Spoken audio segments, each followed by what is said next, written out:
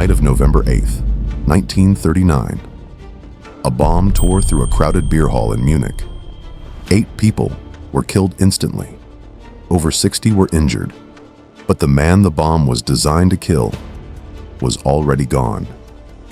By just 13 minutes, that man was Adolf Hitler. But the real story isn't about Hitler. It's about the man who tried to stop him. He wasn't a spy. He wasn't a general. He wasn't even part of a resistance movement. He was just a quiet carpenter from a small village in southern Germany. His name was Georg Elser. Born in 1903, Elser was known by his neighbors as a silent and precise craftsman. He wasn't a politician. He wasn't a public speaker, but he was watching. As the Nazis rose to power, he noticed the world changing. Prices went up, workers' rights vanished. Neighbors started disappearing for saying the wrong word.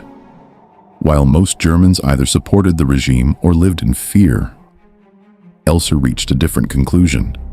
He believed that if Hitler stayed in power, a catastrophic war was inevitable, and there was only one way to stop it: eliminate the man at the top.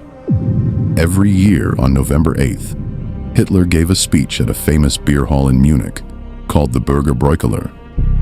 Hitler always stood in the same spot, on the same platform, right next to the same stone pillar. When Elser visited the hall, he realized that this pillar was the key. In August 1939, the work began. Every night, he went to the hall as a regular customer. He would eat, drink a beer, and blend in. But when closing time approached, he hid.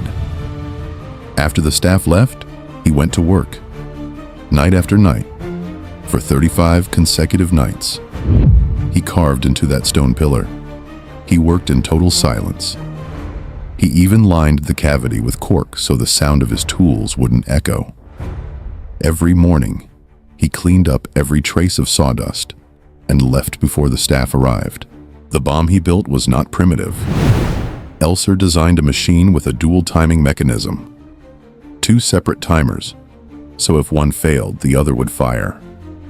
A carpenter, working alone, had built one of the most sophisticated improvised bombs of his time. November 8th, 1939. Hitler arrived and began his speech. But that night, something unexpected happened. The weather was bad. Heavy fog. Hitler was told he had to return to Berlin by train instead of flying, so he shortened his speech. Instead of 2 hours, he spoke for less than 1. He left the building at 9:07 p.m.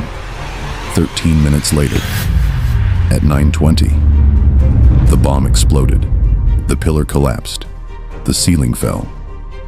The spot where Hitler had been standing minutes before was buried under tons of rubble. Elser was caught that same night near the Swiss border. The Gestapo couldn't believe his story. He told them simply, "I did it alone." But to them, it was impossible. How could a simple carpenter build such a complex device? They were convinced it was a British conspiracy. Heinrich Himmler ordered him to be kept alive as a special prisoner, hoping to uncover a network that didn't exist. Elser spent the rest of the war in concentration camps.